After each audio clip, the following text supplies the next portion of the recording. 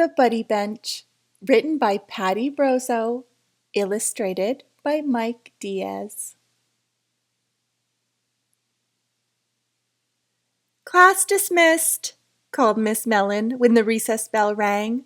Her students ran out, one loud, happy gang. They didn't waste time. Recess was too short. They started right in with their games and their sport.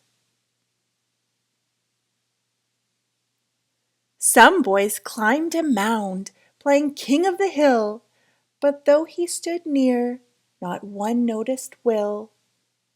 Molly said to Brienne, "Let's play follow the leader." They walked right by Emma, but just didn't see her. As Cooper watched hide and seek from a tree, he thought to himself, "Why does no one seek me?" 3 kids played soldier with a make-believe fort as Sloane looked on from the basketball court. 7 kids were clowns, and they acted quite silly. They paraded right past, but no one saw Lily. Jerome watched 4 kids playing blind man's bluff. "Why can't they see me? Aren't I big enough?" 3 boys played with kites that flew high in the air, while Gabe sat and wondered, "Doesn't anyone care?" Then one dancing kite dropped out of the sky, and when Jake went to find it, Gabe held it up high. "Want to join us?" Jake asked, "before recess is done. How come you're just watching? That can't be much fun." "It's my leg," said Gabe. "I can't run in a cast, so I never get picked, not even last." "Come play with us anyway, there's time to spare." "Wait a minute," said Gabe. "I'll be right there." Gabe hobbled to Will and tapped his shoulder. "Come and join us," he said, "before recess is over." "I'm new here," said Will, "and today's my first day. No one but you has asked me to play." "Well, help us keep this kite in the air." "Okay," said Will, "I'll be right there." They ran over to Cooper and said, "What about you? We're going to have fun. Can't you play too?" "When I to talk," explained Cooper, "my words get to tangled. What I want to say ends up all mangled." "So what? Come and play," the 2 girls said. "I'll come in a minute. You go on ahead."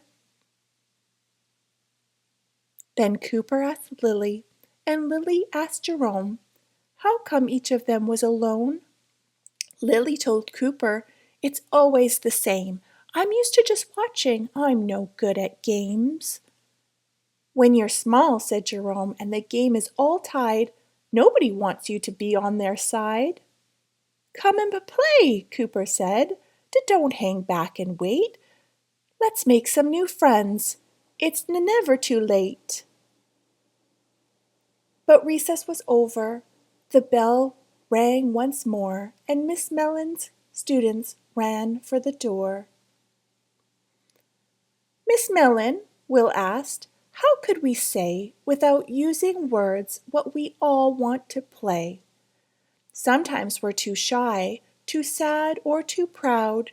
How can we ask without asking out loud?" Miss Mellon said, "Well, what you need is a seat, to wait for a friend or a buddy to meet." "A buddy bench," Miss Mellon's class all agreed.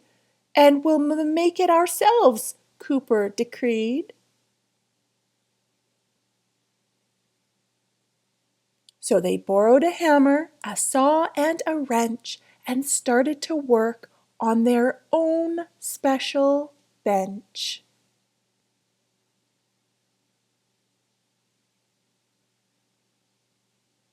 When it was finished, they all filled with pride. Each child wore a smile that was 9 inches wide. "We think it's just perfect," the students all said, with hands that are colored blue, yellow, and red. They put their new bench in the very best place, under the climbing tree, right at its base.